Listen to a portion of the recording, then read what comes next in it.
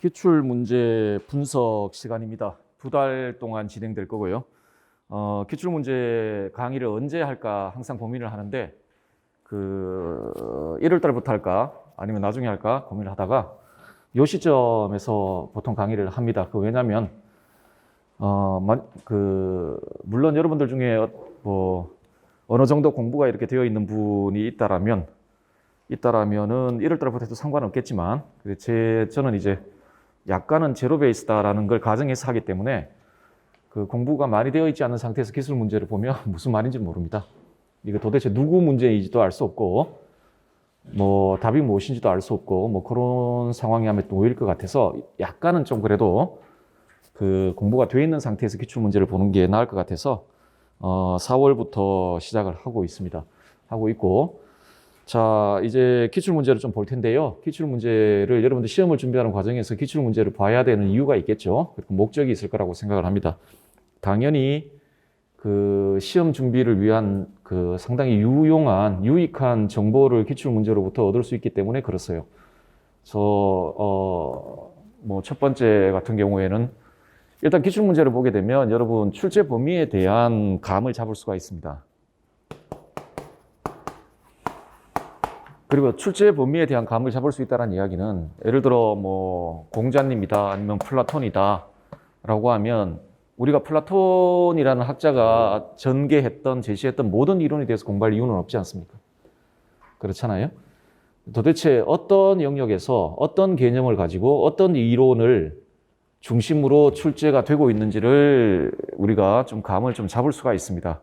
그래서 공부의 방향 같은 것들을 확정할 수가 있고 또한 그걸 공부하면서 그 학자들의 개념이라든지 이론이라든지 이런 구체적인 내용들을 정리할 수 있는 시간이 될 수가 있습니다. 기출 문제를 분석하게 되면요.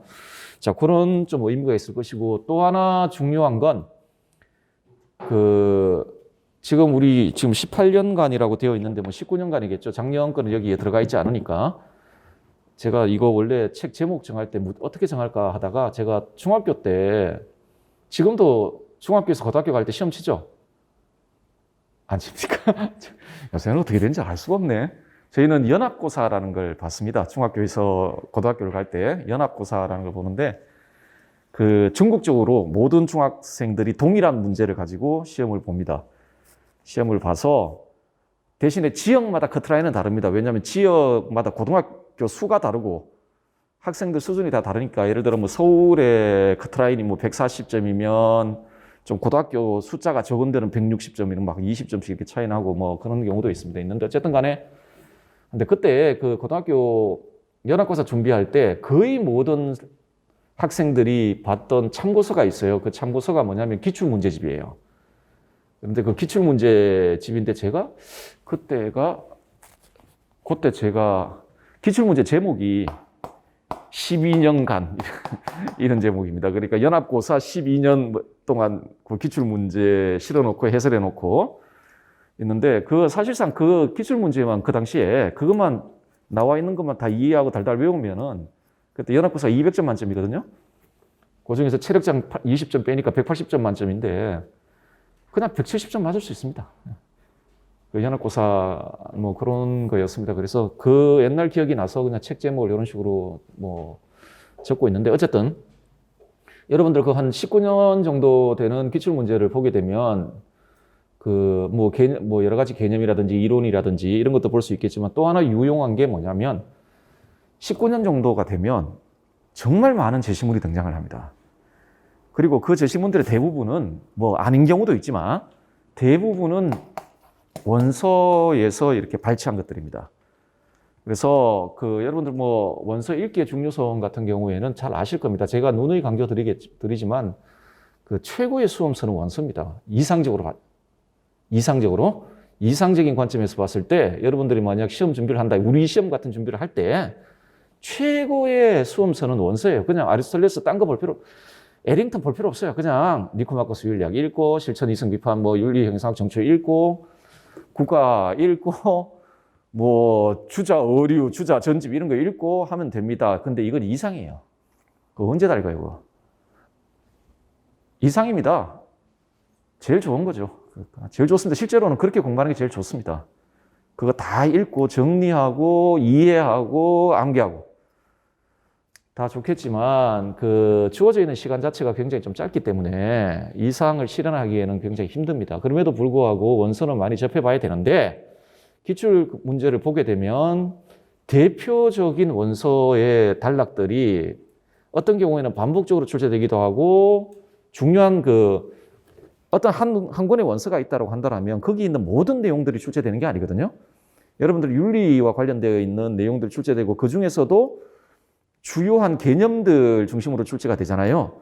그 개념들이 소개되고 있고 설명되고 있고 정의되고 있는 단락들이 대표적인 단락들입니다. 이런 것들을 많이 볼 수 있는 기회가 있어요. 하기 때문에 이상적으로 모든 원서를 다 볼 수 없는 상황에서 그래도 원서를 좀 많이 접할 수 있는 기회가 기출문제를 분석하면서 우리가 좀 가질 수가 있습니다. 그런 점에서 기출문제를 분석한다는 상당히 좀 의미가 있고요. 또 하나가 출제 경향을 우리가 확인할 수가 있습니다. 우리 출제가 어떤 방향으로 이루어지고, 자, 출제 경향을 확인한다는 건 이전에 출제가 무엇이 됐는지는 의미가 없죠. 이미 나온 문제니까. 출제 경향을 확인하게 되면 우리는 이성을 가지고 있는 존재들이기 때문에 출제 예상을 할 수가 있습니다. 이런 방향으로 출제가 될 것 같다라는 예상을 충분히 그 기출문제로부터 우리가 이끌어낼 수가 있거든요. 뭐 그런 정보들을 좀 얻기 위해 우리가 기출문제를 분석한다고 생각합니다. 그래서 기출문제를 분석하는 과정에서 우리는 한 번 정도 더 그 전체 이론을 다시 한번 확인해 볼 수 있는 시간이 될 것이고, 거기 보시면 이제 비어있는 부분들, 그러니까 출제되지 않는 부분들이 눈에 보이기 시작할 것이고, 그러면은 출제 예상도 좀 해볼 수 있을 것이고, 이런 의미들이 분명히 있다라고 생각을 합니다. 생각을 하고요. 또 하나는 뭐 이거는 부수적인 거지만 여러분들이 이제 간접적으로 시험을 체험해 볼 수 있는 시간이 될 겁니다. 그 기출 문제를 풀어보면서 이런 방식, 그러니까 시험이 익숙해져 가는 거죠. 시험 문제에 익숙해지면 여러분 아시겠지만 낯선 환경에서 시작을 하면 좀 그렇잖아요. 뭐 그런 것들도 여러분들한테 좀 도움이 될 거라고 생각을 하고 있습니다. 생각을 하고 있고요. 자, 그래서 지금부터 기출 문제를 좀 분석할 텐데, 제가 예전에 이걸 해보니까 지금 8주로 계획되어 있었는데 한 12주 정도 걸리더라고요. 끝내는데. 그래서 작년부터 그 통일교육론하고 응용윤리하고 다음에 논술 있죠. 논술은 제가 미리 사전에 그 강의를 이렇게 촬영을 해뒀습니다. 그 부분은 뭐 아마 강의 기획서에서 아마 제가 말씀드렸던 거 아마 보셨을 텐데, 그거는 인터넷으로 그냥 보시는 걸로 그렇게 하도록 하고요. 그 다음에 지금 이거 뭐 거의 흉기인데 여러분들 뭐 이제 호신용으로 사용하셔도 됩니다. 이렇게 나쁜 사람 보면 때리고 그렇게 사용하셔도 될 텐데, 여기 있는 내용 그 문제들 거의 대부분 풀어볼 겁니다. 풀어볼 텐데, 그 중에서는 너무 그 다른 문제들하고 많이 겹치는 거의 똑같은 문제들이 있을 경우에는 그냥 좀 패스를 하는 걸로 하겠습니다. 물론 뭐 그 패스하는 문제는 그리 많지는 않을 겁니다. 많지는 않을 거고, 다음에 아무리 생각해도 우리 현재의 교육과정 내용 요소와 관련해서 전혀 의미가 없다.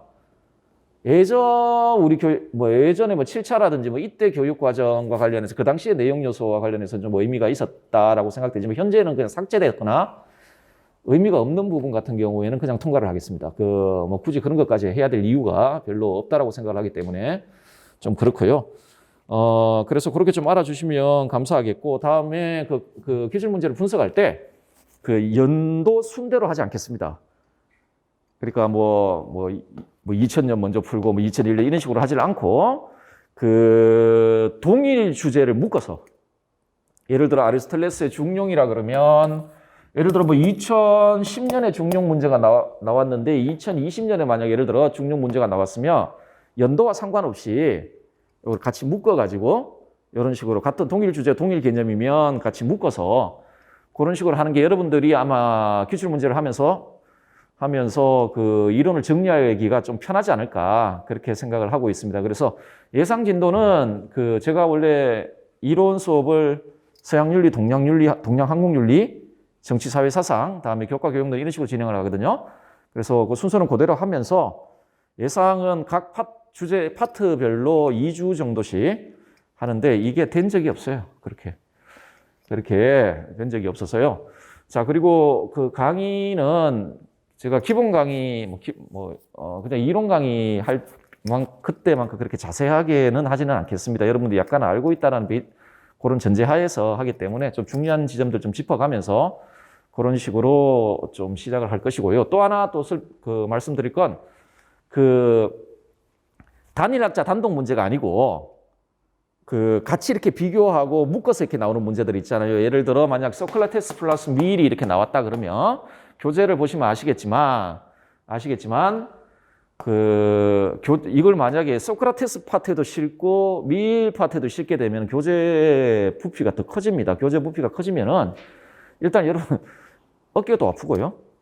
다음에 이 책 가격은 책 가격을 선정할 때 이게 페이지를 단위로 선정을 합니다. 하기 때문에 비싸집니다, 책이. 그래서 이런 문제들 같은 경우에는 이런 식의 이렇게 묶어서 나온 문제 같은 경우에는 보다 가까운 학자 파트에다가 넣어 놓도록 하겠습니다. 그래서 예를 들어서 제 교재 보면 흉이라는 부분이 딱 보면 문제가 하나밖에 없을 거예요. 그런데 그 뒤에 가보면 흉 문제 또 나옵니다. 다른 학자들과 이렇게 더불어서 그만큼 흉은 혼자 내는 것보다는 보통 이렇게 묶여서 나오는 경우가 많다라는 말이 되겠죠. 자, 그런 식으로 좀 진행을 하도록 하겠습니다. 근데 특수한 경우에는 예를 들어 이렇게 묶어 나왔는데도 이게 비교 문제나 비판 문제가 아니고 그냥 단독 문제를 기계적으로 묶었다 이러면은 좀 이렇게 떼서 하는 경우도 있을 겁니다. 떼서 하는 경우도 있을 것이고요. 자, 그런 점을 좀 유의하셔서 강의를 좀 따라오시면 좋겠습니다. 중간중간에 다시 말씀드리고요. 그리고 보충 자료는요, 다른 게 아니라 제가 강의 준비를 하면서 이 교재 출판했을 때와 생각이 좀 바뀌었다든지 아니면은 조금 더 보충해야 될 부분이 있다라고 생각되는 부분들이기 때문에 그러니까 많은 분량은 나가진 않을 겁니다. 않을 거니까 그런 겁니다. 거니까 그렇게 좀 아시고 따라오시면 되겠습니다. 자, 먼저 우리 이제 서양윤리부터 좀 시작을 하도록 하겠습니다. 하다가 중간중간에 좀 말씀을 드리도록 하고, 자, 제 교재 보시면 플라톤이라고 되어 있죠? 자, 원래는 아시다시피 소크라테스가 어디 갔을까 이런 생각을 하시잖아요. 소크라테스가 단독 문제로 나와 출제가 안 돼요. 안 됐어요, 지금까지. 그래서 그렇게 이야기됐는데, 그런데 또 소크라테스가 출제되었을 때 그렇다고 해가지고 다른 사람들하고 그렇게 많이 비교되는 문제도 아니었어요. 그래서 일단은 여러분 제 교재의 24페이지로 갑시다.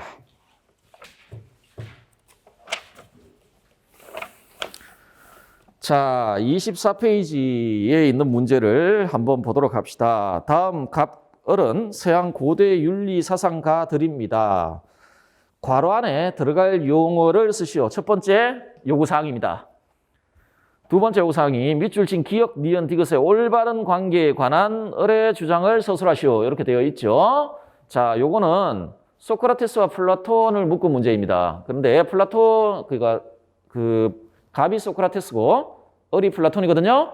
그리고 여러분 밑에 문항 해설을 보시면 출제 지문 분석이라고 되어 있는 부분 있죠. 요거는 제가 굳이 언급을 하지 않을 테니까 여러분 복습하실 때 한번 보시는데 별로 의미는 없습니다. 여러분들이 이 출제 지문 분석할 때 보시면서 그냥 유념해 보셔야 될 거는 첫째, 이런 원서를 출제 근거로 삼고 답안 근거로 삼고 있구나를 확인하시면 됩니다. 그래서 혹시라도 거기 보시고 한번 읽어보고 싶다라는 생각이 드시면 읽어보시면 됩니다. 그래서 이거 보시면 플라톤 같은 문제들은 전부 이 원서에서 냈구나.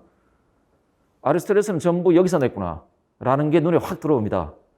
그러면 공부하실 때 여러분들이 참고해야 될 원서가 이거구나라는, 그러니까 한 학자만 해도 한 학자가 쓴 글이 되게 많잖아요. 근데 그걸 다 우리가 알아야 될 이유가 없어요. 읽어봐야 될 이유가 없는데 기출문제를 보시면 집중적으로 어떤 원서에서 출제를 해요. 모든 원서가 아니에요. 예를 들어 플라톤 같으면 다 국가예요. 국가고 그렇거든요. 그런 점을 좀 참고하시고요. 그리고 그 제시문에 들어가 있는 관련 이론들을 명기를 해뒀거든요. 이런 이론들이 출제될 수 있다라는 걸 확인을 하시면 됩니다. 확인하시면 되고요. 일단은요, 요 문제에서 갑은 소크라테스고 을은 플라톤이기 때문에 제가 요 문제만 가지고 일단 소크라테스 문제만 보겠습니다. 소크라테스 문제만. 자, 괄안에 들어갈 용어를 쓰시오. 갑을 한번 볼게요. 여러분은 나를 법정에 고소했지만 내가 한 일이란 여러분에게 육체나 재산을 우선하여 고려하지 말고 가능한 한 최선을 다하여 영혼의 상태에 주의를 기울이라고 설득하는 것이었습니다. 제가 지금 그 출제 지문 갑에 프라토고라스 이렇게 되어 있죠? 되어 있는데 그 중략 이전까지는 이거는 변론의 내용입니다. 내용이고 중략 이후에 무엇이 옳은지를 아는 사람은 옳은 일을 행하고 그것을 모르는 사람은 그런 일을 행하지요. 그러므로 덕은 오직 하나만 존재하는데 그것은 바로 과로입니다 되어 있죠. 요거는 프로타고라스에 나오는데 자 일단은 요게 소크라테스의 원래는 뭐 소크라테스는 자기 글을 쓴 적은 없죠. 다 플라톤이 글을 썼거든요. 그런데 플라톤의 저작의 소위 초기 대화편이 소크라테스적 대화편이에요. 초기 대화편은 그야말로 소크라테스가 했던 말을 그대로 옮겨 적었다 이렇게 생각하시면 돼요. 그 중기부터 플라톤의 대화편의 중기부터는 플라톤적 대화편이에요. 이거는 소크라테스가 주인공으로 등장하지만 사실상 플라톤이에요. 플라톤의 자기 이론이 전개된 거거든요. 자, 이게 초기 전기 대화편인데 자, 지금 여러분들이 여기를 보시면 마지막 문장 다시 한번 볼게요. 무엇이 옳은지 아는 사람은 옳은 일을 행하고 그것을 모르는 사람은 그런 일을 행한다라고 되어 있죠. 이게 소크라테스의 지행일치와 관련되어 있는 이야기고요. 무엇인가를 알면 행하게 되어 있다라는 겁니다. 그런데 옳은 일을 행하지 못하면 옳음에 대한 지식을 가지고 있지 못하기 때문에 그렇다라고 이야기를 하고 있고요. 자, 그런데 이 문제는 지행일치 문제가 아니고 그러므로 덕은 오직 하나만 존재하는데 그것은 바로 과로입니다라고 이야기를 하고 있죠. 자, 뭐죠? 지식 혹은 지혜. 자, 요게 소크라테스의 주장이라는 걸 아신다면 게다가 위에 발문에 뭐라고 되어 있냐면 서양 고대 윤리사상가 이렇게 되어 있지 않습니까?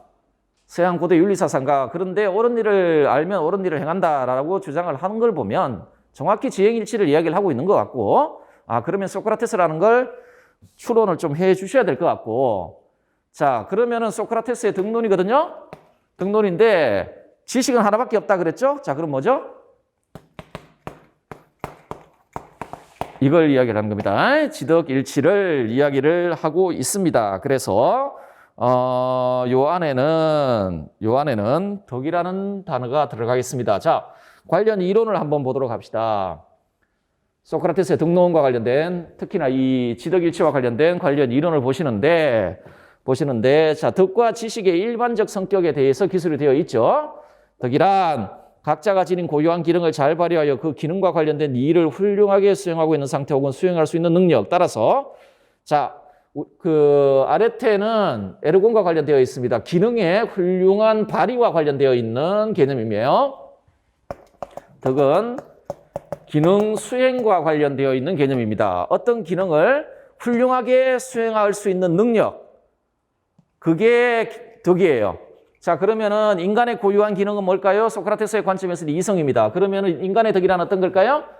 이성이 자신의 기능을 완전하게 발휘하는 발휘할 수 있는 능력, 발휘하고 있는 상태. 그래서 인간의 덕이란 인간의 고유한 기능인 이성을 완전히 사용하여 최선의 삶을 영위하는 데 필요한 참된 이성적 지식 혹은 최선의 삶의 영위를 위한 기술을 소유함으로써 인간으로서의 조음을 실현하고 있는 상태, 이게 덕이 있는 상태가 될 것이고요. 자, 그러면 지덕일치할 때 이 지식은 우리가 보통 말하는 이론지는 아닙니다. 이론지가 실천지인데 기본적으로 이런 성격을 가져요. 지식이란 인간으로서 조음 혹은 최선의 상태가 무엇인지에 대한 참된 이성적인 알미자, 최선의 알의 영위를 가능하게 하는 기술 혹은 능력, 이렇게 되어 있죠. 자, 그렇게 보시고요. 요걸 여러분들 제가 나눠드렸던 보충 자료 2페이지를 보시면 맨혼에 등장하는 지덕일치 논리가 있죠? 맨혼에 등장하는 지덕일치 논리 있죠? 요거를 여러분 좀 숙지를 해 두시길 바랍니다. 자, 그 소크라테스적 대화편에서 지덕일치 논리가 선명하게 나오는 대표적인 대화편 두 개가 맨혼하고 프로타고라스예요. 맨혼하고 프로타고라스인데 특히나 맨혼에서 지덕일치에 대한 소크라테스의 논리가 아주 분명하게 나타납니다. 그 논리를 잘 이해를 하시길 바랍니다. 덕은 그 자체로 좋은 것이고 유익한 것이다. 어떤 것이 유익한 것이라면 우리가 이성을 사용하여 그것을 바르게 이용했기 때문에, 달리 말해 참된 이성적 지식에 따라 그것을 지혜롭게 사용했기 때문에 그런 것이다. 예를 들어 여러분, 돈은요 그 자체로 선하지도 그 자체로 악하지도 않습니다. 그런데 이게 선한 것이 되기 위해서는 이걸 잘 이용해야 됩니다. 근데 잘 이용한다는 건 뭘까요? 지혜롭게 이용하는 겁니다. 지혜롭게 이용한다는 건 도대체 나의 인간의 삶과 관련해서 최선의 삶이 무엇인가? 이에 대한 참된 인식을 가지고 그러한 목적을 달성할 수 있도록 지혜롭게 이용하는 것이죠. 그래야만 돈은 선한 것이 되는 겁니다. 그러면 돈을 선하게 만드는 건 뭐겠습니까? 지식 혹은 지혜가 돈을 선하게 만드는 것이거든요. 돈을 선하게 만드는 것이거든요. 자, 우리 정신적인 것도 마찬가지입니다. 정신적인 것에 속하는 모든 것도 마찬가지다. 예를 들어 인내 같은 거 있잖아요. 인내 같은 우리 어떤 사람 우리 인내 같은 것도 정신적인 것이죠. 이것도 그 자체로 좋거나 그 자체로 나쁜 게 아니에요. 예를 들어서 사기꾼이나 도둑놈들도 굉장히 그 인내심이 강한 사람들이 있단 말이에요. 인내심이 강해야지 사기를 쳐요. 참고 기다려야 되니까. 그렇겠죠? 자, 그런데 그 사람의 인내는 악하게 이용된 겁니다. 이게 선한 것이 되기 위해서는, 좋은 것이 되기 위해서는 지혜롭게 이용할 수 있어야 되는 겁니다. 지혜롭게. 그래서 정신적인 것도 마찬가지예요. 덕은 정신적인 것이 참된 이성적 지식에 따라 바르게 이용됐을 때, 자, 그래서 인내라는 게 지혜롭게, 그러니까 우리 최선의 삶에 대한 참된 이성적 지식을 가지고 그것에 따라 이걸 이용했을 때 인내는 이렇게 되겠죠.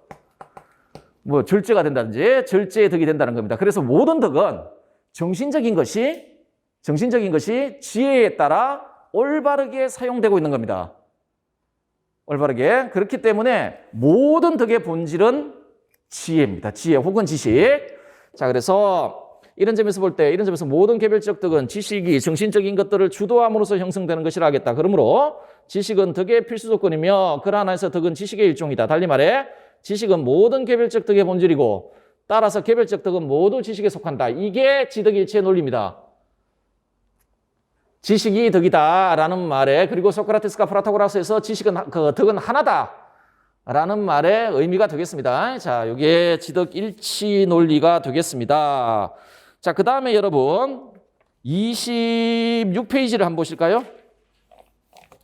자, 26페이지를 보시면 5번 문제 한번 읽어보도록 하겠습니다. 가나는 서양 고대 윤리 사상가들의 주장이다. 작성 방법에 따라 서술하시오. 가 한번 읽어보겠습니다. 훌륭함은 선천적으로 있게 되는 것도 아니며 저절로 있게 되는 것도 아니다. 그것은 가르쳐질 수 있으며 마음 쓰므로서 해서 있게 된다. 훌륭함은, 이때 훌륭함이란 덕을 말하는 겁니다. 요새 그 플라톤 전공자들, 소크라테스 전공자들은 아레테를 덕으로 잘 번역을 안 해요. 왜냐하면 고대 그리스의 아레테라는 거 인간에게만 사용된 개념이 아니에요. 아까도 말씀드렸지만 기능 수행과 관련된 개념이라 그랬잖아요. 하기 때문에 이 단어는요, 기능을 가지고 있는 모든 존재에게 부여되는 단어, 적용될 수 있는 단어예요. 이것도 아레테가 있다. 얘가 자기 기능을 훌륭하게 수행하고 있으면 얘는 아레테를 가지고 있다. 이런 식으로 이야기를 했단 말이에요. 얘는 훌륭하다. 자기 기능을 훌륭하게 수행하고 있다. 이런 식으로 표현했어요. 하기 때문에 지금 전문가들은 아레테를 보통 덕으로 번역을 안 합니다. 탁월성 혹은 훌륭함 이런 식으로 번역을 해요. 자, 어쨌든 간에 훌륭함은 덕이라는 말이에요. 자, 덕은 선천적으로 있게 된 것도 아니고 저절로 있게 된 것도 아니다. 그것은 가르쳐질 수도 있으며 마음 쓰므로 해서 있게 된다. 훌륭함은 가르쳐질 수 있다는 것을 훌륭함은 가르쳐질 수 있다는 것을 서로와 논변으로 내가 말했을 뿐만 아니라 아테네인들도 그리 믿고 있다. 자, 덕은 교수 가능하다라는 말을 하고 있죠. 자, 그 다음에 지혜, 절제, 용기, 정의, 그리고 경건함은 모두 훌륭함의 부분이다. 무슨 말이에요? 덕의 부분들이다라고 이야기를 하고 있죠. 덕에 이렇게 덕이 있는데 전체로 덕이 있고 여기에 이렇게 훌륭함, 경건함 이건 전부 덕을 구성하는, 그러니까 전체적으로 덕을 구성하는 덕의 부분들이다. 자, 이들 중 넷은 서로 상당히 비슷하지만 앞에 지혜, 절제, 정의는 비슷하지만 용기는 이것들 모두와 아주 다르다라고 이야기를 하고 있죠. 자, 밑에 작성 방법을 한번 봅시다. 괄호 안에 기억에 해당하는 용어와 괄호 안에 니은에 해당하는 내용을 순서대로 쓸 것. 예, 이거 문제를 이거 프로타고라스를 읽지 않으면은 전혀 쓸 수 없는 문제입니다. 소크라테스적 대화편 중에 하나인 프로타고라스를 읽지 않으면 이거 쓸 수가 없어요. 이 안에 용기가 들어가거든요. 그러니까 앞에 지혜, 절제, 용기, 정의가 있죠. 자, 요 주장은 요게 원문이 프로타고라스 편이에요. 플라톤의 대화편 중에 프로타고라스 편은 주로 소크라테스하고 플라톤이 대화를 나누는 거예요. 소크라테스와 플라톤이 대화를 나누는데 지금 그 가 있죠. 가는 소크라테스와 플라톤이 대화를 나누는 과정에서 프로타고라스가 한 말이에요. 프로타고라스의 원래 출발 주제는 뭐였냐면 덕은 가르쳐질 수 있는가예요. 그런데 프로타고라스는 덕은 가르칠 수 있다라고 이야기하는데 그 주장에 대해서 소크라테스가 막 반박을 해요. 그러니까 프로타고라스의 논리를 반박을 해요. 하다가 중간에 그 주장과 연계되어서 어떤 주장이 나오냐면 자, 덕은 가르칠 수 있다 없다 지금 논의를 하고 있는데 그러면 우리가 지금 뭘부터 정의를 해야 되냐면 그러면 덕을 교수할 수 있냐? 교수 못하냐를 알기 위해서는 일단 덕이 무엇인지부터 좀 알아보자. 라는 주제로 바뀌어요. 이렇게 바뀌거든요. 그래서 여러분들 그 가에 두 단락이 나오잖아요. 첫 번째 단락은 프로타고라스가 덕은 가르칠 수 있어. 이렇게 이야기를 한 거고요. 두 번째 단락은 주제를 바꾸면서 프로타고라스가 한 말이에요. 자, 이때 보시면 알겠지만 지혜, 절제, 용기, 정의, 경건이 있잖아요. 그 중에 이 중에 네 개 있죠. 네 개는 비슷한데 용기는 얘들하고 다르다라는 말을 했죠. 이 말은 무슨 말이냐면 덕은 여럿이다라는 말입니다. 덕은 여럿이다. 덕은 본질을 달리하는 여러 덕들이 있다라는 이야기입니다. 본질을 달리하는 여러 덕들이 있다는 거예요. 자, 그런데 작성 방법 보시면 괄호 안에 기억에 해당하는 이거 어쩔 수 없어요. 이거 용기예요. 이거는 방법이 없습니다. 이런 문제 내면 프로타고라스 안 읽으면 쓸 수가 없어요. 왜냐하면 이거는 그 제시문의 다른 단락 앞뒤의 문장으로부터 이렇게 유추할 수가 없어요. 없죠? 자, 이런 문제 너무 괴로워하지 마세요. 여러분들 시험 치시는 분들 중에 여러분들 무시하는 건 아닙니다. 절대로. 여러분들 무시하는 건 아닌데 그리고 시험 치셨던 분을 무시하는 건 아닙니다. 다들 프로타고라스 열심히 읽으셨겠죠. 모르겠습니다. 프로타고라스 편을 과연 처음부터 끝까지 다 읽었을까 하는 좀 회의가 듭니다. 하기 때문에 이거를 정확하게 여기 용기다 라고 쓰신 분이 얼마나 있을지는 잘 모르겠습니다. 어쨌든 자, 그런데 이게 중요한 게 아니라 괄호 안에 니언에 해당하는 내용을 순서대로 쓰시오 라고 되어 있는데 이거 두고요. 두 번째 한번 보세요. 두 번째 보시면 나의 윤리적 입장에서 가의 윤리적 입장에 논리적 모순을 드러내는 논변을 서술할 것 이렇게 되어 있죠. 이게 나는 원래 플라톤의 그 국가편에 있는 내용이에요. 그러면 일단은 우리 교과서도 그렇고 소크라테스, 플라톤 하나로 묶어서 이렇게 이야기를 하거든요. 자, 그러면 어쨌든 소크라테스, 플라톤 입장에서 가에 나와 있는 그 주장의 모순을 지적하라는 거예요. 그러면 위에 가 이런 문제가 나오면 첫째, 지금 지적해야 될 주장이 어떤 것인지를 봐야 돼요. 해야 될 그 주장이 어떤 것인지를 봐야 되거든요. 자, 위에 보면 주장이 두 개가 있어요. 하나가 뭐죠? 덕은 가르칠 수 있다라는 거예요. 또 하나는 뭐죠? 덕은 여럿이다는 거예요.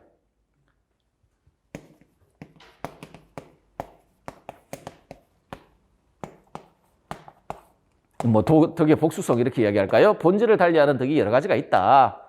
이런 이야기예요. 자, 요 주장의 모순을 지적하라고 지금 이야기를 하는데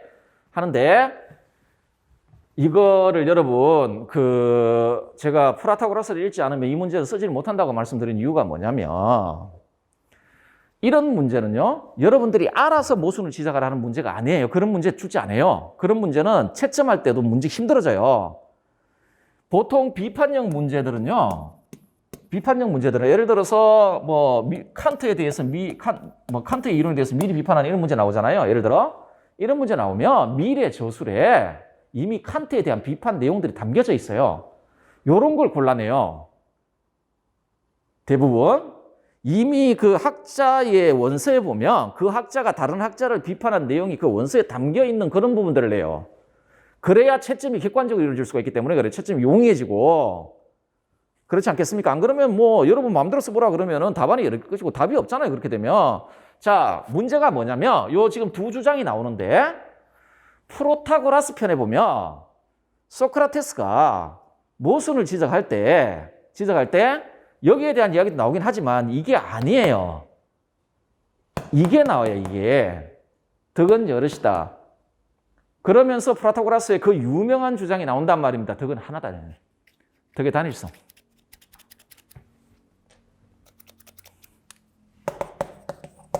아니다. 덕은 하나다. 덕은 하나다. 이렇게 나와요.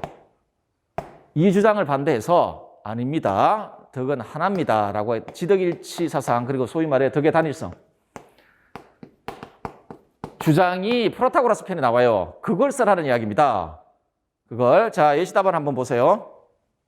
일단 예시답안을 보세요.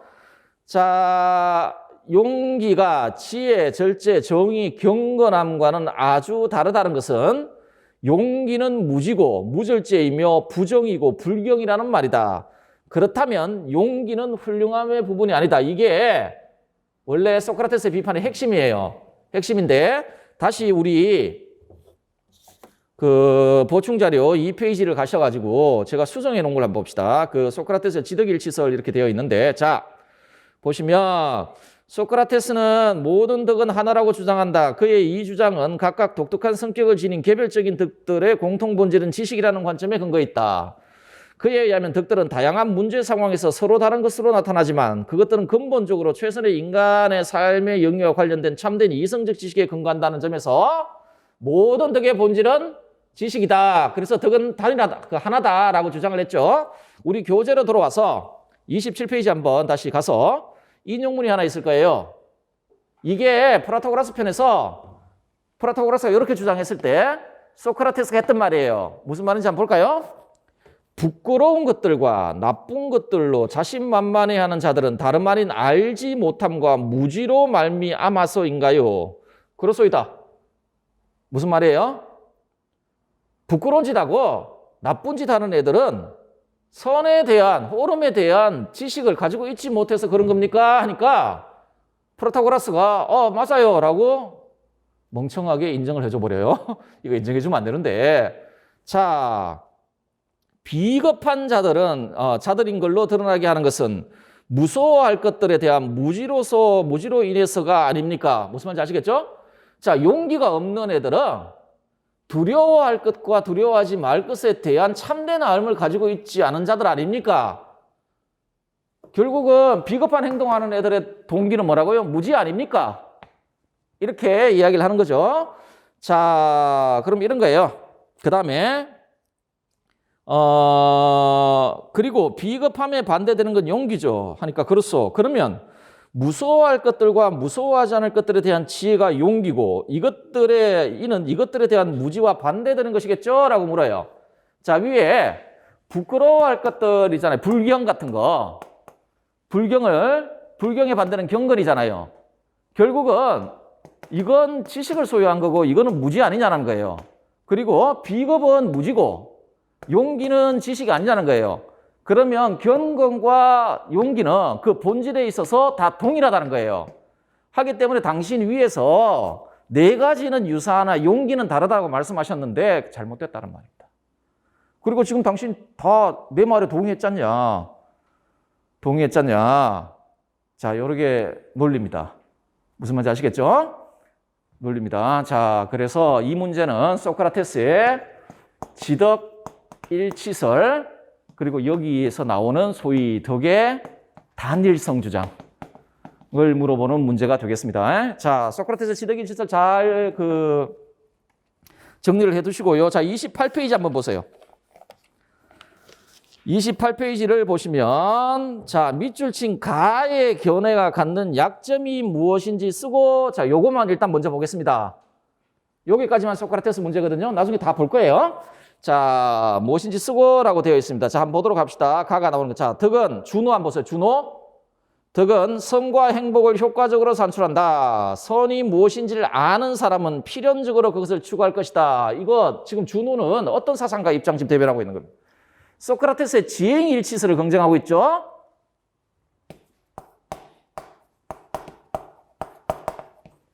아는 자는 행한다. 자, 왜냐하면 누구든지 알면서 고의적으로 악을 행하는 사람은 없기 때문이다 라고 이야기를 하고 있네요. 누구든지 알면서 악을 행하는 사람은 없기 때문이다. 자,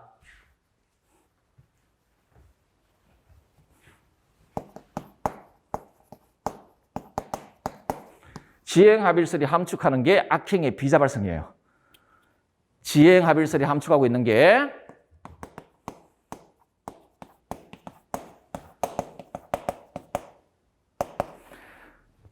악한 행동은 의도적인 행동이 아니라는 거예요. 악한 행동은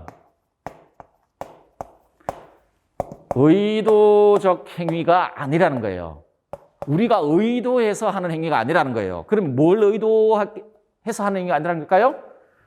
악을 의도해서 한 행위가 아니라는 거예요. 그러니까 악을 목적으로 해서 우리가 의식적으로 악을 목적으로 해서 그걸 이루기 위해 행해진 행위가 아니라는 거예요. 왜냐하면 모든 사람은 전부 본성적으로 좋음을 추구하지 악 그 자체를 추구하지 않아요.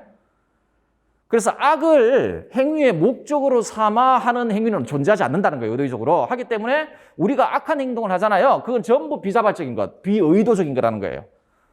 그렇죠? 자, 이 논리는 29페이지에 소크라테스의 그 지행합일설 논리 한번 보도록 합시다.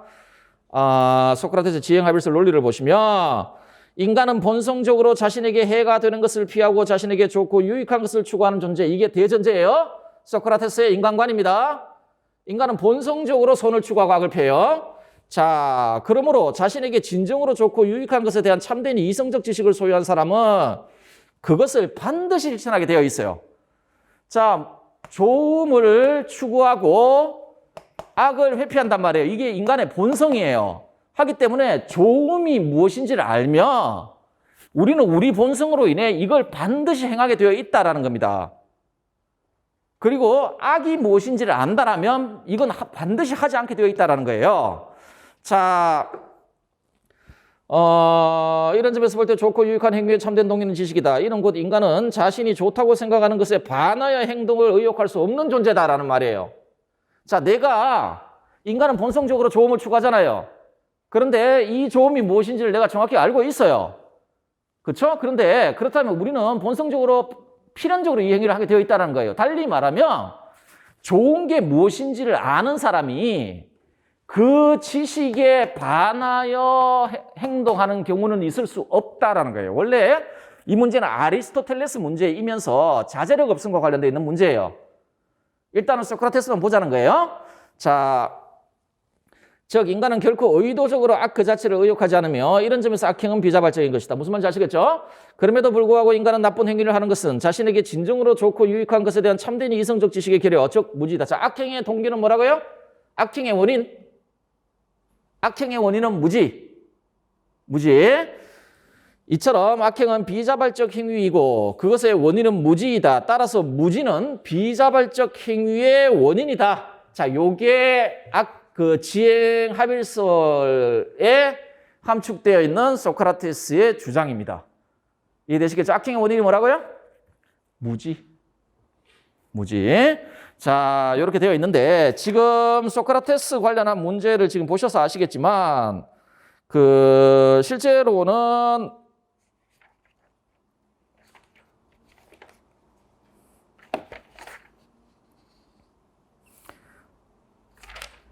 지금 두 문제가 소크라테스와 관련된 문제가 지금 현재 시험 유형기 때 두 문제가 나왔는데 다 이 문제예요. 지덕일치 문제 나왔거든요. 그런데 우리 교과서도 그렇고 보시면은 요 지덕일치와 플러스에서 소크라테스 이론과 가장 강조하는 게 지덕일치와 더불어 지행일치예요. 하기 때문에 지행일치설 같은 경우에 좀 잘 알아두시기를 바랍니다. 자, 이제 우리 플라톤으로 갑시다. 플라톤 가고 1번 문제는 패스하세요. 그냥 참고로 제가 패스하라는 건 그냥 여러분 복습하실 때 읽으세요. 한 번만 읽어보시면 되고요. 자, 2번 문제를 한번 보도록 하겠습니다. 다음은 서양 윤리사상가의 어떤 개념에 대한 설명입니다. 자, 괄호에 해당하는 것을 동글의 비유에 나타난 그림에서 모두 고른 것은 이라고 되어 있네요. 예를 들어 아름다운 꽃, 아름다운 그림, 아름다운 조각은 여러 면에서 다르지만 그래도 저마다 아름답죠. 그런데 이것들은 저마다 아름다운 사물일지는 모르지만 어느 것도 아름다움 자체. 자, 뭘 구분하고 있습니까? 아름다운 것들과 아름다움 자체를 구분하고 있죠. 아름다운 것들과 아름다움 그 자체를 구분하고 있죠. 이렇게 구분하고 있죠. 자, 요거는 다양합니다. 요거는 하나입니다. 하나예요. 자, 그는 아름다운 자체는 따로 있으며 아름다움 자체를 미에 뭐라고 했습니다. 라고 이야기를 했죠. 자, 이게 뭐라는 거예요, 이게? 이게 플라톤 문제라는 거 여러분 단박에 아셔야 됩니다. 밑에 동굴의 비유 이야기 나오잖아요. 동굴의 비유라는 말 나오잖아요. 아, 설마 여러분 동굴의 비유는 중학생인가? 중학생들도 아나요? 중학생도 알죠? 알죠. 플라톤이다라는 걸 아셔야죠. 그러면 이건 뭡니까, 이거? 아름다움 자체. 이게 이데아죠, 이데아. 이데아고 요건요. 이데아가 현상세계에 분류되어서 나타나는 현상세계의 여러 가지 다양한 것들이죠. 그렇죠? 자, 그럼 여러분 그 동굴의 비유에 보면 상징들이 나와요. 그 밑에 보면 사람이 서 있죠. 이게 이제 동굴의 죄수죠. 제일 끝에 있는 사람은 그 벽면만 쳐다보고 있죠. 쳐다보고 있고요. 그 위에 가보면 항아리 있죠. 항아리. 항아리가 현실 세계의 실물이에요. 실물. 우리 현실 세계에서 우리 경험을 통해 우리가 알 수 있는 그런 실물들 있잖아요. 실물들이고 그 다음에 뭐가 있냐면 그 횃불이 타오르고 있죠. 자, 이 횃불은요, 그 국가론을 보시면 이데아의 세계에 태양을 흉내낸 것, 뭐 이런 식으로 이야기되고 있습니다. 이데아의 세계에 태양을 흉내낸 것, 이런 식으로 이야기되고 있고요. 그 다음 위에 보시면, 요런 되어 있고, 지금 있고, 요런 그 횃불 위에 보시면은 점선 있잖아요. 그 점선이 동굴 입구예요. 입구고, 그 입구에 딱 붙어서 연못이 하나 있죠. 동굴 입구에 딱 붙어서 연못이 있고 그 연못 보면은 그 나무의 그림자가 있죠. 그렇죠? 그리고 그 위에는 실제 나무가 있고 그 위에 태양이 이렇게 있죠. 요 나무가 밑으로 이렇게 비춰져 있잖아요. 요 그림자는 그 자체 이데아가 아니에요. 그림자는 그 자체 이데아가 아니에요. 이데아가 아니고 이게 인식의 수준과 관련해서는 이데아를 원리로 해서 밑으로 내려가 어떤 개별적인 이치를 인식하는 수준이에요. 그러니까 수학적 대상들이나 이런 것들을 상징하는 게 이거예요, 이거. 수학적 대상을 상징하는 게 이거고요. 이데아는 그 나무하고요. 위에 태양이죠. 태양은 뭐죠?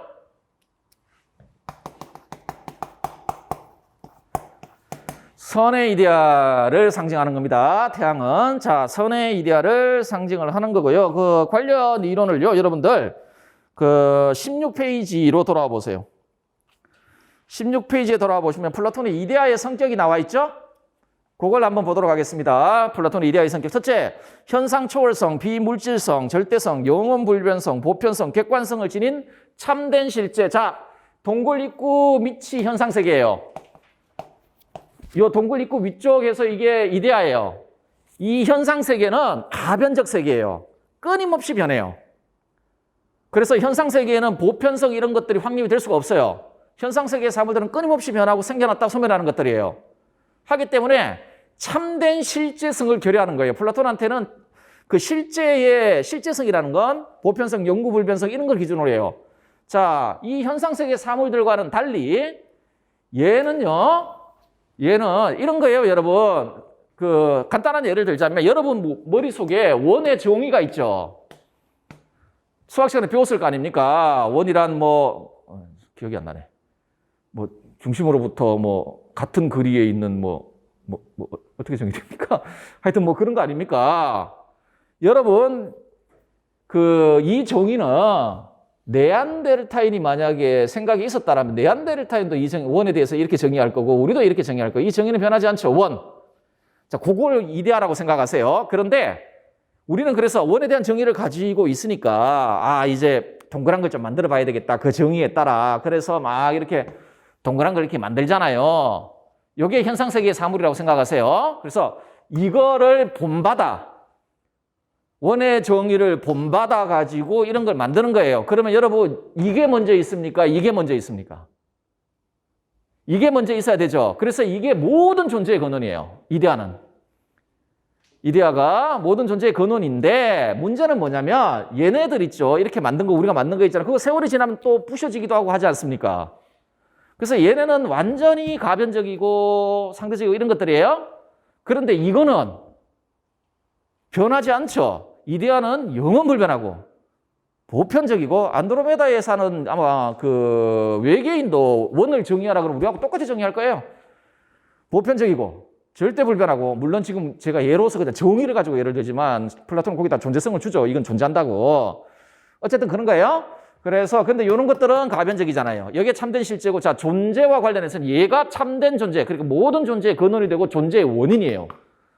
현상세계의 모든 존재의 근원이자 존재의 원인이 돼요. 얘가 있기 때문에 현상세계에 아름다운 것들이 또 있고 동그란 것들도 있고 있는 거예요. 그래서 현상세계의 존재자들의 존재 근원 그것들이 영원하고 불변하는 본질이자 원형 본 이해되시죠? 자, 그 다음에 오직 지성에 의해서 알려집니다.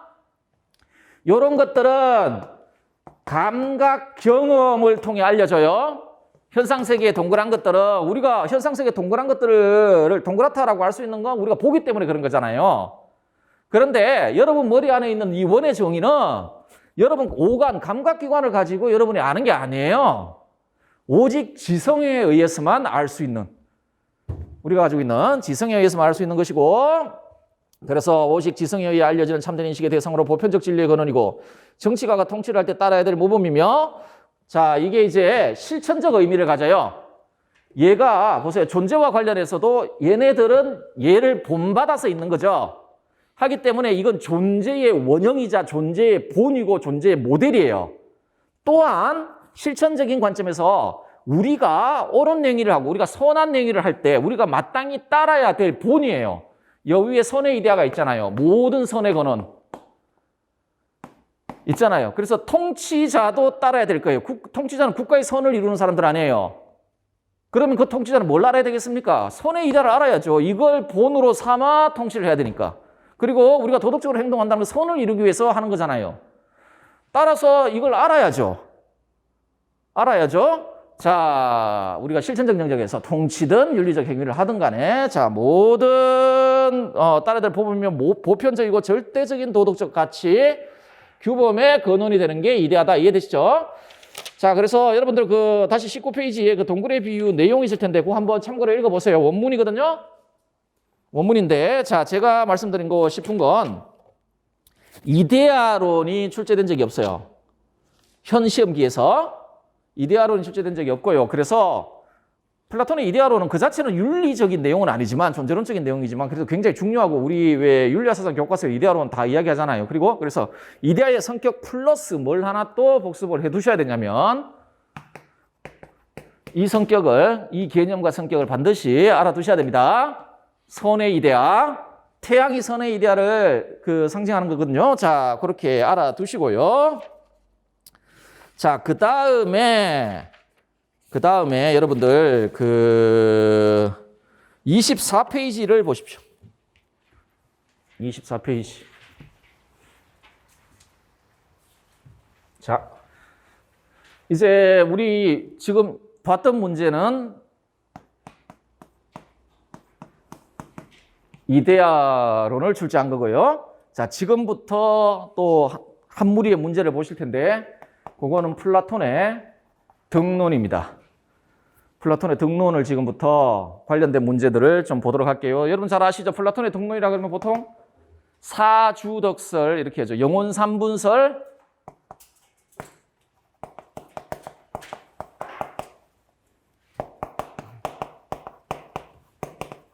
이렇게 자, 이 문제를 지금부터 좀 보도록 하겠습니다. 자, 다음 갑과 을은 서양 고대 윤리 사상가들입니다. 괄호 안에 들어갈 용어 쓰라. 자, 요건 소크라테스 문제죠. 요 문제는 뭐 비교 비판하는 문제가 아니라서 그냥 소크라테스 따로 봤습니다. 자, 밑줄 친 기역, 니은, 디귿의 올바른 관계에 관한 을의 주장을 서술하라 라고 되어 있습니다. 자, 을 읽어보겠습니다. 인간의 영혼은 이성적 부분, 기계적 부분, 욕망적 부분으로 나누어져 있다. 이성적 부분, 기계적 부분, 욕망적 부분으로 나눠져 있다. 자, 뭐죠? 영혼 삼분설 이야기를 하고 있는 거죠. 영혼 삼분설.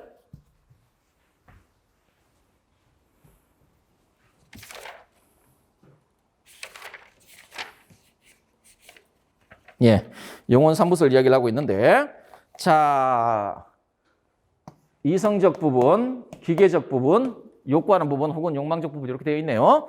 자, 이런 인간의 상황을 두 마리 말을 모으는 마부로 비유할 수 있습니다. 한 마리는 선하기 때문에 채찍질할 필요 없이 몇 마디 경고만으로 모을 수 있지만, 자, 요 말은요, 요 세 개 중에 어떤 거? 기계적 부분을 상징하는 거고요. 자, 또 한 마리 말은 금방지고 뻔뻔스러워 채찍질을 가해야 합니다. 더 심하게 통제해야 된다라고 하죠. 요거는 욕구하는 부분을 상징하고요. 마부는요? 마부는 이성을 상징하는 거예요. 얘가 주도해서 얘를 이끌어가야 된다는 이야기예요. 얘가 주도해서 얘를 이끌어가야 된다는 거예요. 그런데 기계적 부분하고 욕구하는 부분은 좀 성격이 다르다는 이야기예요. 얘는 그래도 좀 말을 좀 듣는데 얘는 참 말 안 듣는 애라는 거예요. 자, 마부는 이 두 말을 잘 다뤄야 합니다. 자, 아까 문제가 뭐였습니까? 기역, 니은, 디귿의 올바른 관계를 쓰라고 되어 있죠. 이성적 부분, 기계적인 부분, 욕구하는 부분에 올바른 관계를 써라라고 되어 있죠. 자, 그게 무엇인지 한번 써봅시다. 자, 이 문제는 영혼의 영혼의 세 부분들 사이에 올바른 관계를 물었다라는 거, 사주덕과 관련해서 정의의 덕과 관련된 물음입니다. 정의의 덕과 관련된 물음이에요. 자, 그럼 일단 예시답안부터 한번 보세요. 예시답안 보시면 여러분들 그 25페이지 예시답안 보시면은 을에 의하면 이렇게 되어 있죠. 그래, 을에 의하면 기계적인 부분은 선에 대한 참된 인식의 주체인 이성적 부분의 지도에 따라 활동하고 그러한 활동을 통해 욕구하는 부분에 발생하는 비도덕적 욕구를 억제함으로써 인간의 전체적인 훌륭함을 실현하는 것이 세 부분의 올바른 관계다 이렇게 됐죠. 일단 요 부분은 일단 지워버리시고 자, 을에 의하면 그 다음부터 읽어볼게요. 이성적 부분이 기계적인 부분과 욕망적 부분을 인도하고 두 부분은 이성적 부분의 지도하에서 자신의 고유한 기능에 따른 일을 훌륭히 수행함으로써 세 부분이 조화를 이루어 인간의 전체적인 훌륭함을 실현하는 것이 세 부분의 덕이다. 세 부분의 올바른 관계다. 자, 요게 일단 예시답안인데 아까도 말씀드렸지만 요 문제는 사수덕 중에 가장 중요한 덕이라고 이야기되는 정의의 덕과 관련되어 있다고 했죠. 정의의 덕과 관련되어 있으면 여러분 지금부터 우리가 살펴봐야 될 게 뭐냐? 지금부터 뭘 살펴봐야 되냐? 관련 이론으로 요것하고 요걸 좀 살펴봅시다. 그래서 21페이지로 한번 가보세요. 21페이지를 가보시면 영혼 관련 이론의 영혼 3분설 있죠? 자, 우리의 영혼을 기능에 따라 세 부분으로 나누는 거예요. 영혼을 기능에 따라 나눈 겁니다. 우리 영혼 안에 영혼이 가지고 있는 기능들이 있는데 그 기능에 따라 나눈 거예요. 그럼 읽어볼게요. 플라톤은 영혼을 구성하는 부분을 세 부분으로 구분하는데 이성적인 부분, 기계적인 부분, 다음에 욕구하는 부분이 그것이다. 이성적인 부분은 자, 기능에 따른 부분이랬죠? 소위 말해 기능 혹은 일에 따르는 부분이에요. 어떤 일을 하냐? 이성적인 부분이 하는 일은 뭐냐? 자, 논리적이고 추론적인 지식뿐만 아니라 이데아와 같은 영원불변하는 실제에 대한 알을 직관하는 일을 하는 겁니다. 그리고 여러분들 덕이란 뭐라 그랬습니까? 그걸 잘할 수 있게 해주는 능력이라 그랬죠. 진리를 파악하고 다음에 뭐 이데아를 파악하는 일을 잘할 수 있는 능력, 그게 지혜예요. 그게 지혜란 덕이에요. 아레테는 기능과 관련된 기능 수행과 관련된 개념이라 그랬잖아요. 그걸 잘할 수 있도록 해주는 능력. 그래서 지혜를 가지고 있다는 이야기는 뭐가 되겠습니까? 그러면 진리도 잘 파악하고 이데아에 대한 참된 알을 잘 아는 능력을 가지고 있다는 이야기입니다. 그렇죠? 자, 다음에 기계적인 부분은 자신이 생각하기에 나쁜 것을 볼 때 의분을 느끼는 영혼의 부분이다. 무슨 말인지 아시겠죠? 올바르지 못하다고 생각되면 뭐 이렇게 울컥울컥하는 그런 부분이에요. 하기 때문에 이거는 욕구하고는 달라요. 욕구하고는 달라요. 자, 그 다음에 마지막으로 욕구하는 부분은 자신의 물질적인 복지 및 그것의 충족과 관련된 자연적인 욕망이 드러나는 영혼의 부분이다. 이해되시죠? 자, 그러면 다시 한번 말씀드리지만 아레테, 우리가 보통 덕으로 번역하는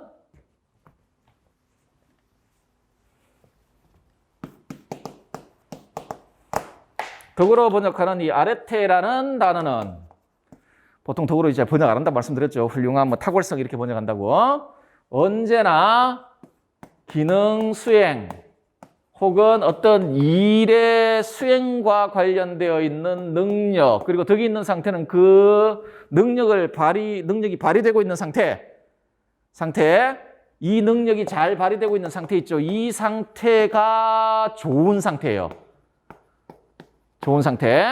자, 그러면은 아까 이성도 자기의 일이 있었죠. 그 일을 잘할 수 있도록 해주는 능력이 이성적 부분의 덕이 될 것이고, 다음에 기계적인 부분도 자기 일이 있었죠. 기계적인 부분이 자기 일을 잘할 수 있도록 해주는 능력, 그런 능력을 갖출 때 그 능력을 덕이라고 하고, 그게 실현되고 있는 상태, 덕 있는 상태가 되겠죠. 그렇죠? 그게 용기예요.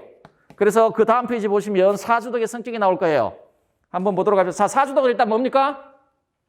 지혜, 용기, 절제, 정의 혹은 올바름. 자, 지혜란 논리적이고 추론적인 지식뿐만 아니라 이데아와 같은 영원불변하는 실제적인 알에 대한 알을 직관하고, 통치와 도덕과 관련해 보편적 진리를 파악하며 국가와 인간에게 참으로 좋은 것이 무엇인지를 헤아리는 구실을 하는 이성이, 그와 같은 자신의 고유한 일을 잘 행하고 있는 훌륭한 상태 혹은 그와 같은 고유한 일을 잘 행할 수 있는 이성의 힘, 능력, 이를 지혜란다. 이해되시죠? 자, 기계란.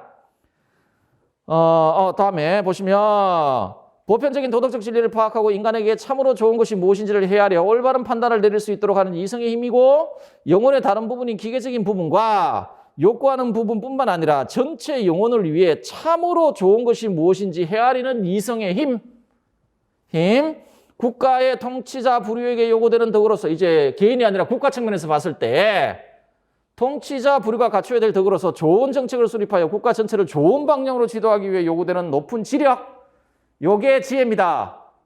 지혜. 자, 그러면 용기는 뭐냐? 기계적인 부분의 덕으로서 기계와 지혜가 결합하여 형성된 혼합된 덕. 왜 그럴까요? 자, 기계적인 부분은 의분을 느낀 부분이라 그랬잖아. 내가 모욕을 당했다, 아니면 내가 옳지 못한 일을 보았다, 그럼 욱욱하는 건데, 이게 문제가 뭐냐면 이게 그 자체로 좋은 게 아니라는 거예요. 이게 잘못 인도되면 오히려 악을 낳아요. 하기 때문에 언제나 이성에 의해 얘가 인도돼야 돼요. 지혜에 따라 욱해야 될 때는 욱하고 욱하지 말아야 될 때는 욱하지 말아야 된다는 이야기예요. 하기 때문에 혼합된 덕이라고 이야기를 하는 거예요. 이 덕이 형성되려면 이성에 의한 인도가 필수라는 거예요. 그래서 기계적인 부분의 덕으로 기계와 지혜가 결합하여 형성된 혼합된 덕, 즉 기계가 육체적인 욕망에 빠지지 않고 이성을 따를 때 얻게 되는 덕. 이해되시죠? 자, 그 다음에 두려워할 것과 두려워하지 않을 것들에 관한 바르고 준법적인 소신의 지속적인 보존과 그 능력. 이해되시죠? 자, 이거는요, 여러분들 지금 몇 가지 정의가 있는데 요 두 번째 정의 있죠? 요 두 번째 정의가 국가편에 나오는 규정적 정의예요. 용기에 대한 규정적 정의예요. 자, 개인으로 하여금 이성을 통해 파악한 도덕적 지식에 따라 실제로 행동하기 위해 비도덕적 욕구를 억제하고 이성이 요구하는 것을 두려움 없이 실행할 수 있는 힘. 자, 무슨 말이냐? 이성, 기계적인 부분, 욕구하는 부분이 있는데 아까 두 마리 말 이야기를 했지 않습니까? 이 중에서 이성과 가장 대립하는 애는 얘예요. 얘는 그래도 조금만 가르쳐주면 잘 따라와요. 얘는 알잖아. 이건 우리 개인적으로 알지 않습니까? 아, 이게 우리가 좋은 건데, 근데 막 욕구는 그 반대 방향으로 가고 그러잖아요. 그래서 항상 이게 많이 대립해요.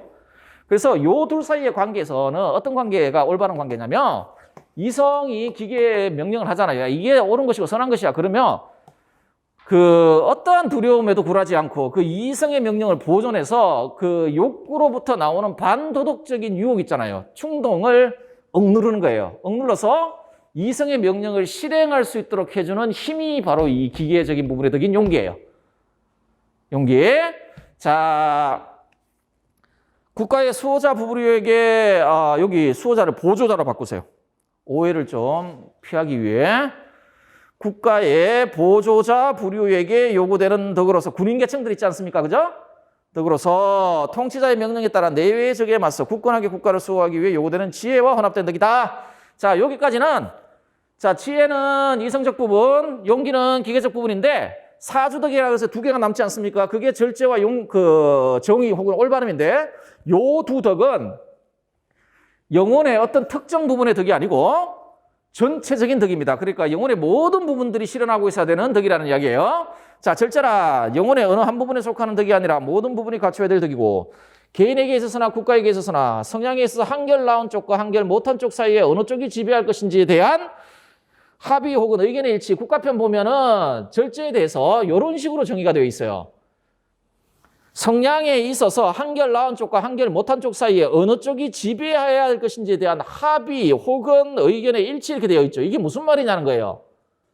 자, 여러분 일단은 우리 인간 개인의 한정에서 이야기하자면 개인의 영혼이 세 개로 되어 있잖아요. 이성, 기계, 욕구 이렇게 되어 있지 않습니까? 그중에서 성향상 가장 뛰어난 건요 이성이에요. 그 다음에 기계고 그 다음에 욕구란 말이에요.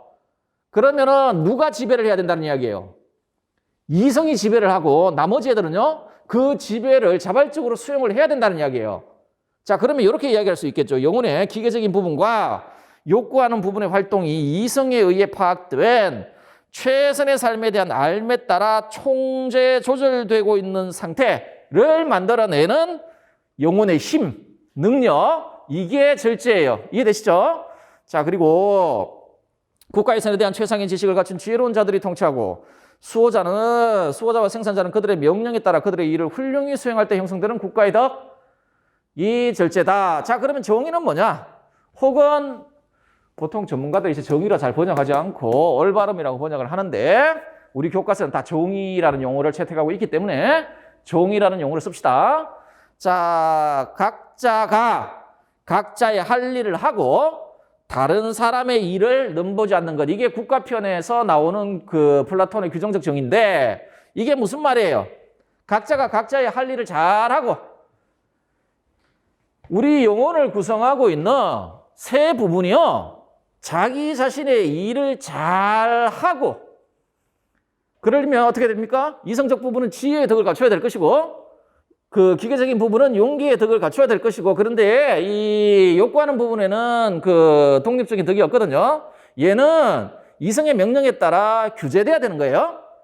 규제 절제돼야 되겠죠. 그죠? 자, 그 다음에 다른 사람의 일을 넘보지 않는다. 이 말은 무슨 말일까요? 기계적인 부분이 영혼을 지배한다든지 욕구적인 부분이 영혼을 지배하는 사태가 일어나서는 안 된다는 겁니다. 이성이 지배를 하고 나머지 것들은 이성의 지배를 따름으로써 전체적으로 영혼의 훌륭한 상태를 이루어야 된다는 거예요. 무슨 말인지 아시겠죠? 결국은 영혼의 정의로운 상태, 말이 좀 어색하죠, 여러분. 그래서 요새 전문가들은 정의라고 번역을 안 한단 말이에요. 개인에게는 국가는 정의롭다는 말이 어색하지 않은데 한국말로는 개인 영혼의 정의롭다라는 말이 너무 어색하거든요. 그리고 디카이오 시네라는 말은 원래 그 올바름 이렇게 번역하는 게 맞습니다. 그래서 영혼의 올바름 이러면 좀 어색하지 않죠. 자, 어쨌든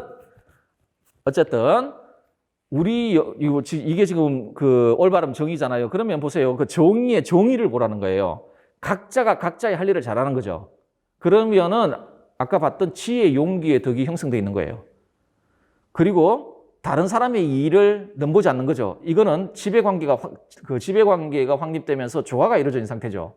결국은요, 정의로운 상태, 영혼의 올바른 상태란 일체의 덕을 다 갖추고 영혼의 각각의 부분이 조화 질서를 이루어 마치 하나처럼 움직이고 있는 영혼의 전체적이고 조화로운 통일된 상태.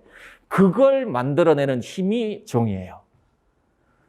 그런 상태를 만들어내는 힘이 정의입니다. 자, 그래서 영혼의 각 부분이 자신의 기능에 따라 역할을 훌륭하게 수행하고 나아가 각 부분이 조화를 이루어 하나의 전체적인 기능을 훌륭하게 수행하고 있는 상태. 여럿이 하나가 된 상태를 이루고 유지하는 영혼의 힘 이해되시죠? 자, 요게 정의다. 수호자와 생산자는 통치자의 지시에 이제 국가와 관련해서요. 지금까지는 이제 개인의 영혼과 관련했다면 국가와 관련해서는 수호자와 생산자는 통치자의 지시에 따라 자신의 일을 충실히 하고 통치자는 자신의 이익을 고려하지 않고 국가 전체가 행복해질 수 있도록 통치에 매진함으로써 이루어지는 조화롭고 질서 있는 상태. 국가 내의 사회적 부류들 사이의 상호관계를 올바르게 조절함으로써 국가를 구성하는 개인들을 결속시켜 한마음 한뜻으로 하나된 나라를 만들어내는 조화로운 결합력. 이렇게 이야기할 수가 있겠습니다. 자, 그러면 아까 다시 문제로 더 가보시면 이제 왜 예시 답안이 이렇게 돼야 되는지 아시겠죠? 그리고 출제자가 어떤 의도를 가지고 이런 문제를 낸지 아시겠죠?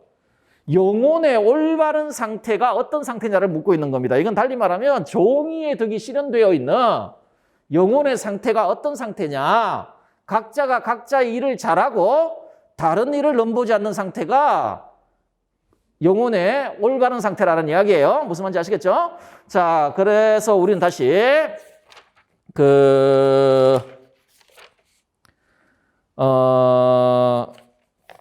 26페이지를 한번 봅시다. 26페이지. 자, 가나는 서양 고대 윤리 사상가 주자. 이거 아까 소크라테스 할 때 봤죠? 자, 우리 나 한번 읽어봅시다.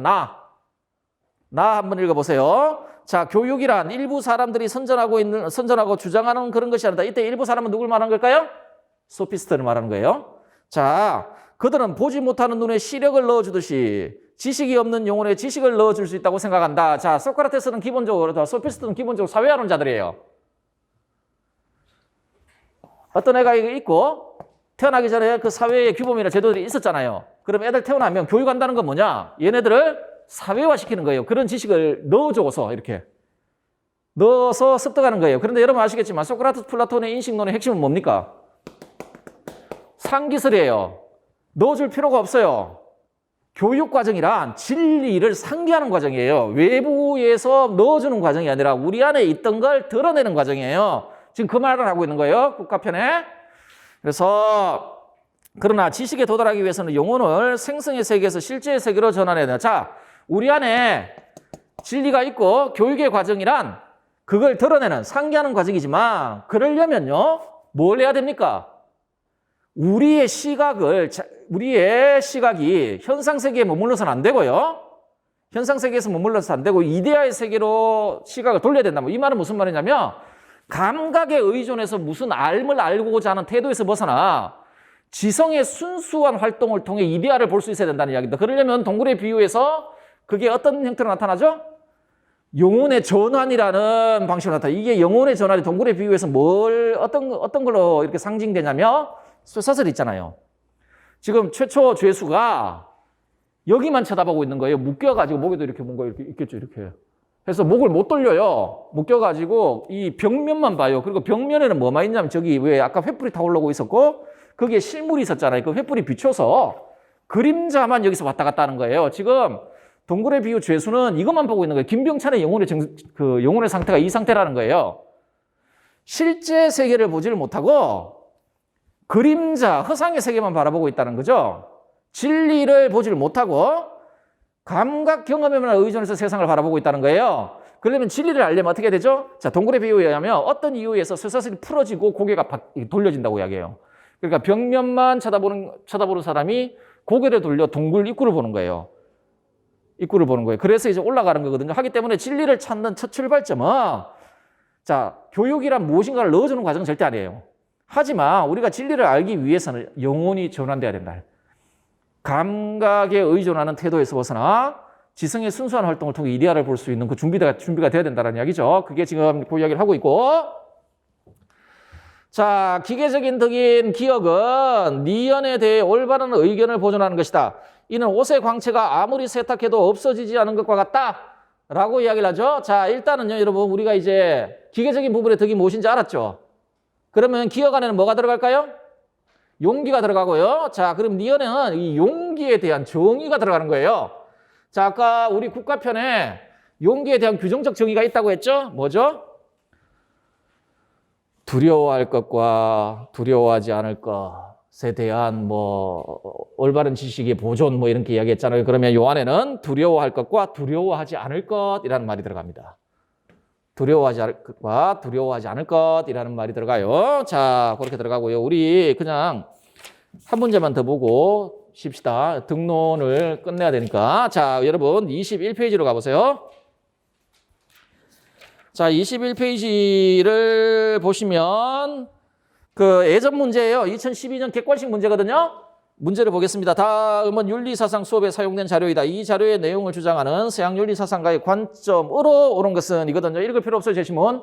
이거 뭐 원문도 아니고 그냥 제가 이거 지금 플라톤과 관련된 원문이다라고만 아시고 자, 원문이에요. 원문이긴 한데 그냥 플라톤이에요. 그렇게 아시고 밑에 우리 선택지를 한번 봅시다. 선택지. 자, 절제를 통치자와 피치자 모두에게 관계되는 덕으로 본다. 자, 절제의 성격. 부분의 덕입니까? 전체의 덕입니까? 전체의 덕이죠. 그러니까 이건 무조건 맞는 말이에요. 전체의 덕이에요. 자, 그 다음에 격정과 기계를 욕구적인 부분과 같은 성질로 본다. 자, 요 선택지는 플라톤의 이론의 어디와 관련되죠? 영혼 3분설과 관련되어 있어요. 그런데 지금 보면 기계적인 부분하고 욕구적인 부분이 같은 거다라고 이야기를 하고 있죠. 맞습니까? 틀렸습니까? 아니죠. 자, 요거는 영혼 3분설과 관련되어 있습니다. 하기 때문에 이거는 구분되는 영혼의 부분이죠. 그죠?